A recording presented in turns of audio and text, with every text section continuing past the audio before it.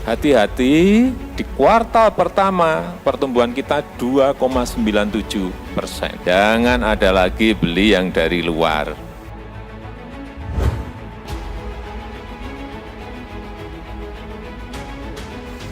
Dan saya titip beli produk dalam negeri.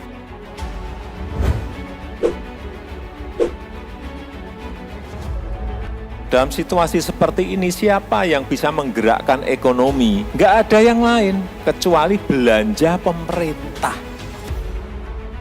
Beli belanja yang produk-produk kita agar apa? Ekonomi maju, growth kita, pertumbuhan kita. Belanja-belanja yang dulu belanja keluar, rem dulu. Pada kondisi krisis, kita harusnya kerja lebih keras lagi.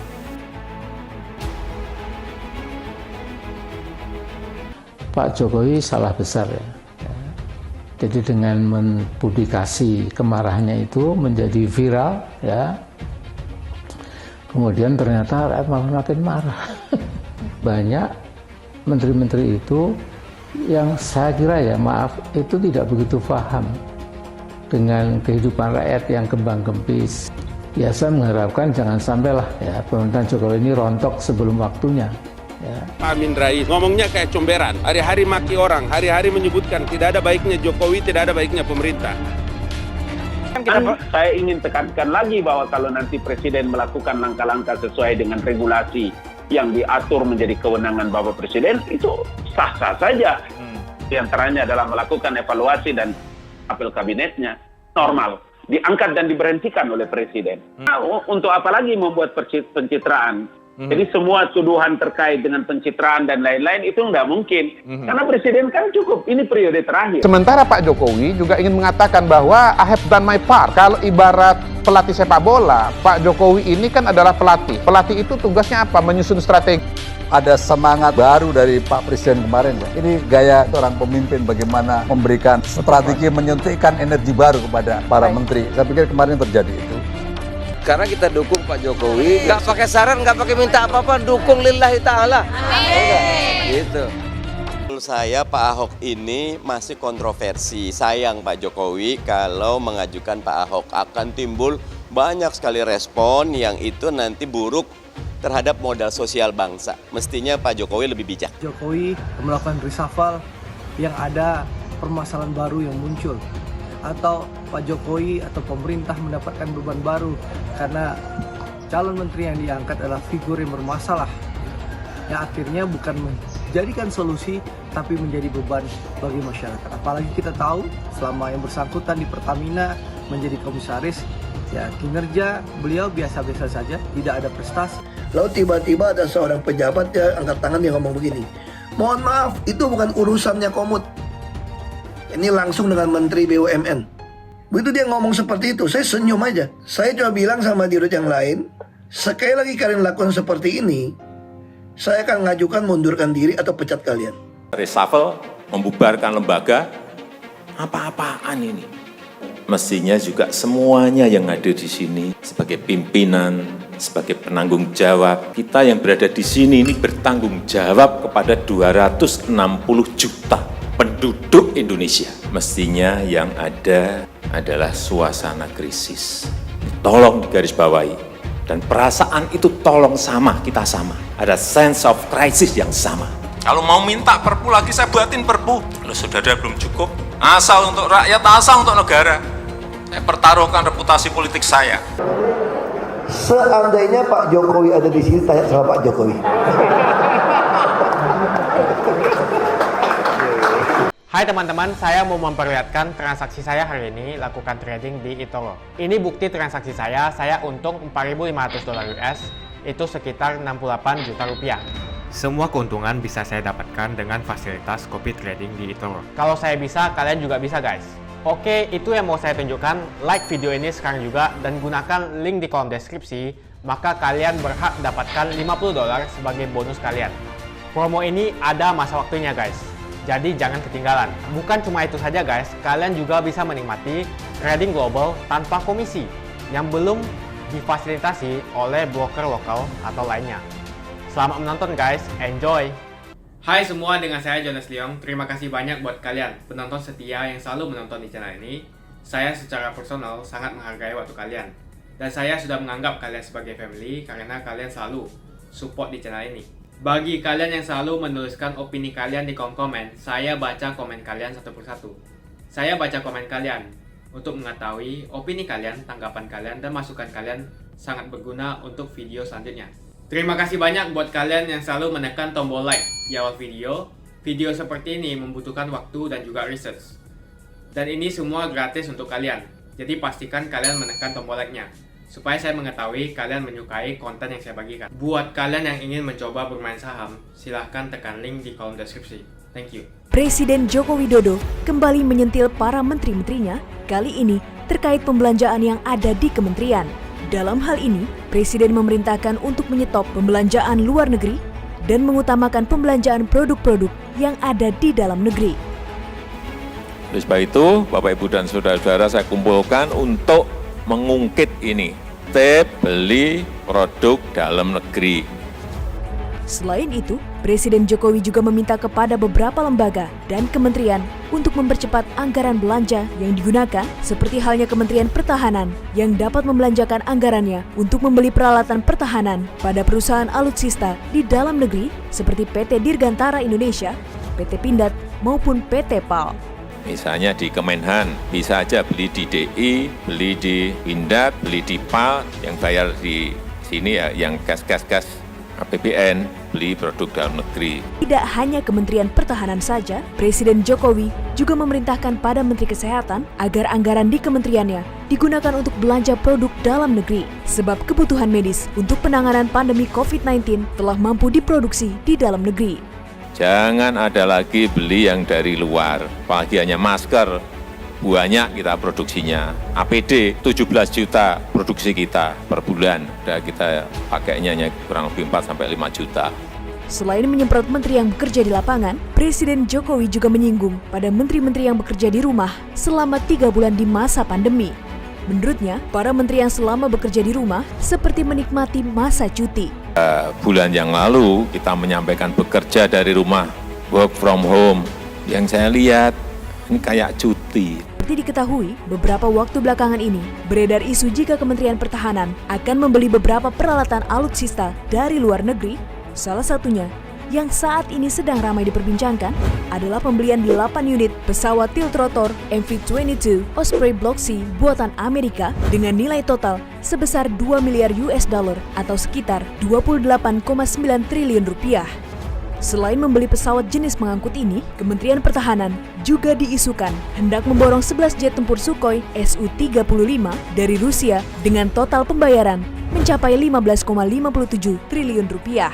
Dalam hal ini, Duta Besar Rusia untuk Indonesia, Lyudmila Vorobieva menegaskan, rencana Indonesia membeli 11 jet tempur Sukhoi Su-35 dari mereka masih berlanjut dan dia meyakini tidak ada rencana pembatalan transaksi mengingat kontrak pembelian jet tempur itu telah ditandatangani yang mengharuskan anggaran kementerian dipergunakan untuk belanja dalam negeri. Apakah pembelanjaan alutsista tersebut akan dibatalkan?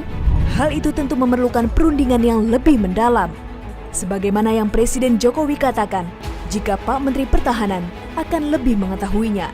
Beli produk dalam negeri, saya kira Pak Menhan juga lebih tahu mengenai ini. Kita merencanakan food estate atau lumbung pangan yang mulai sudah dikerjakan 2 minggu ini, terutama untuk urusan irigasinya dulu. Dan tahun ini insya Allah akan kita selesaikan kurang lebih 30.000 hektar terlebih dahulu. Kemudian berikutnya akan dalam 1,5 tahun sampai maksimal 2 tahun akan ditambah lagi 148.000 hektar. Untuk apa ini kita siapkan? Saya kira kita tahu semuanya. FAO sudah memberikan peringatan bahwa krisis pangan akan melanda dunia karena pandemi, juga karena memang adanya musim yang tidak bisa diatur dan diprediksi. Oleh sebab itu kita menyiapkan sekarang ini yang namanya cadangan logistik nasional yang nantinya kurang lebih akan dikelola oleh sebuah badan. Dan badan ini nanti SPV-nya bisa bekerja sama baik dengan pola investasi, baik nanti dikerjakan BUMN atau dengan skim yang lainnya. Dan leading sektornya nanti akan, karena ini menyangkut cadangan strategis pangan kita, akan kita berikan kepada Pak Menhan yang tentu saja didukung oleh Pak Menteri Pertanian dan juga Menteri PU. Tentu saja di daerah kita harapkan juga ada dukungan penuh dari gubernur maupun para bupati.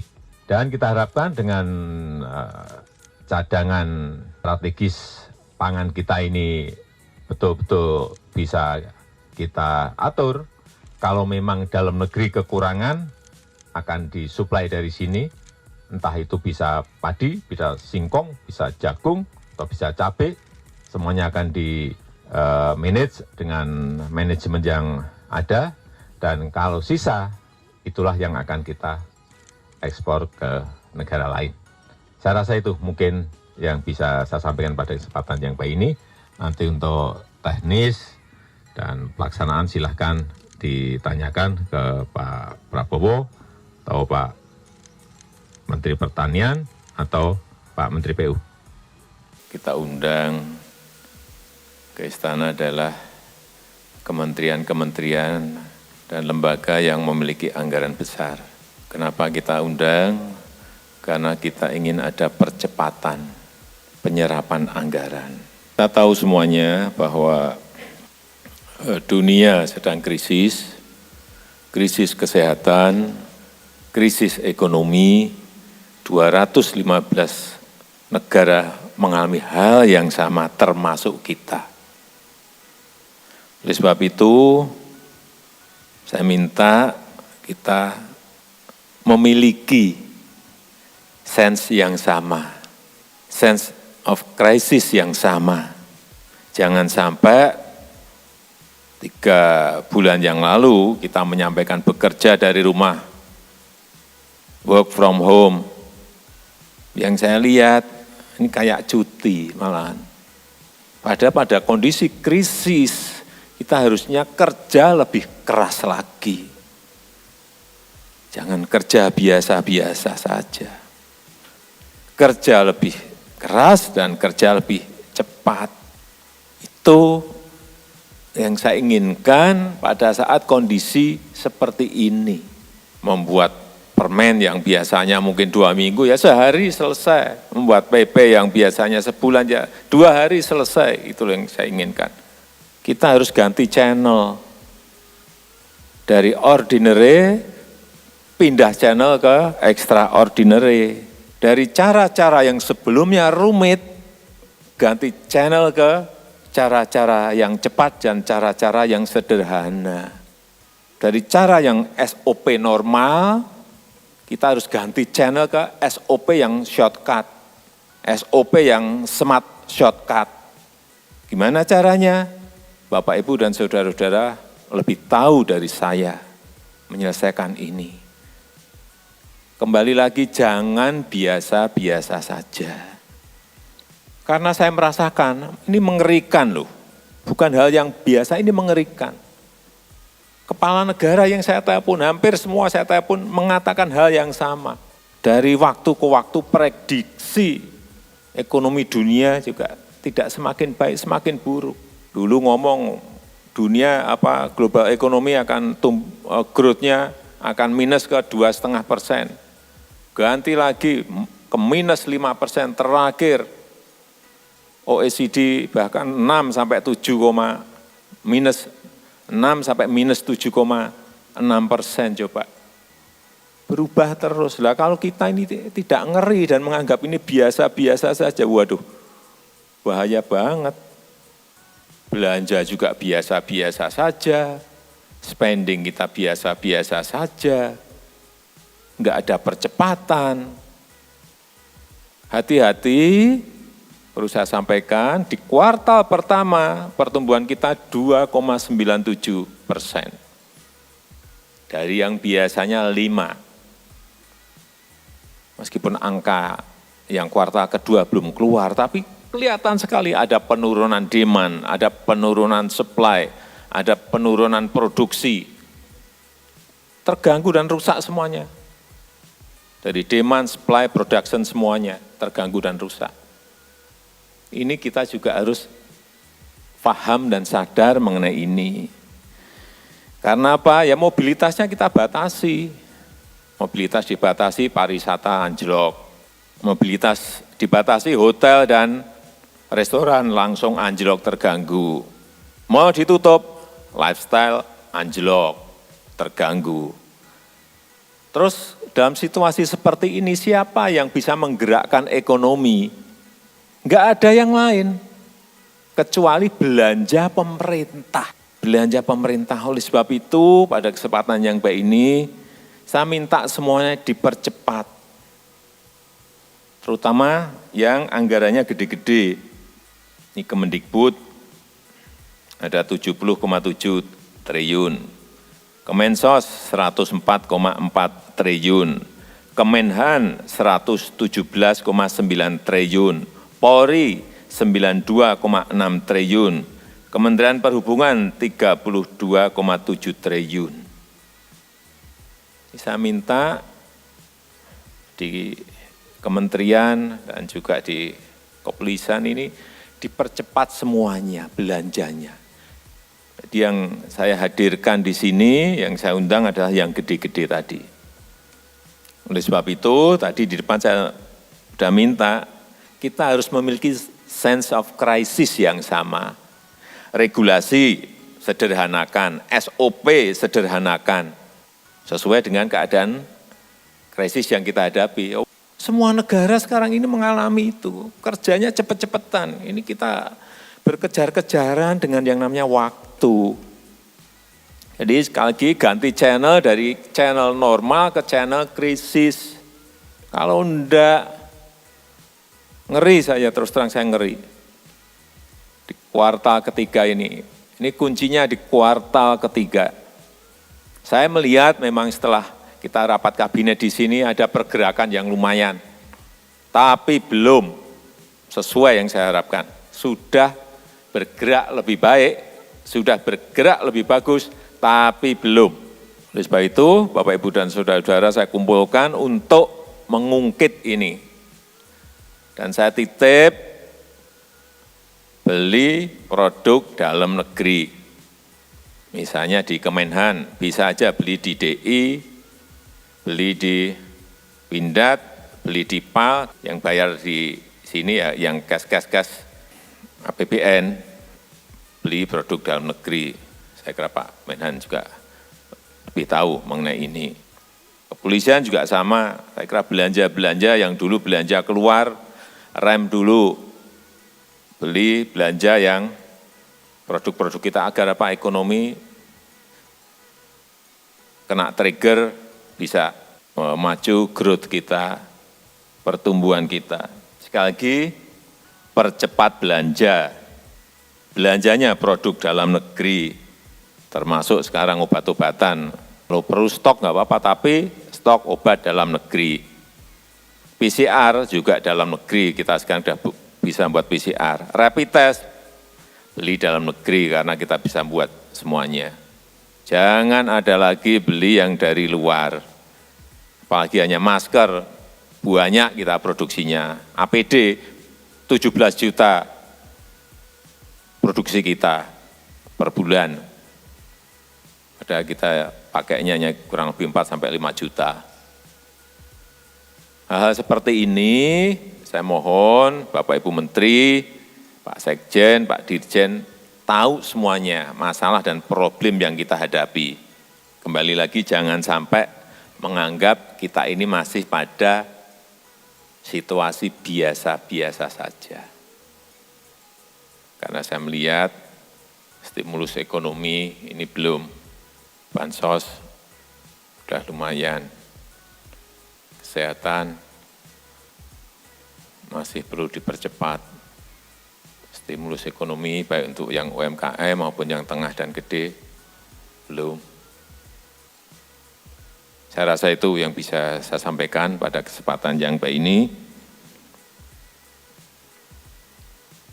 Dan apa yang saya sampaikan tadi, agar secepatnya bisa dilaksanakan, diimplementasikan, sehingga saya sekarang ini melihat belanja kementerian itu harian.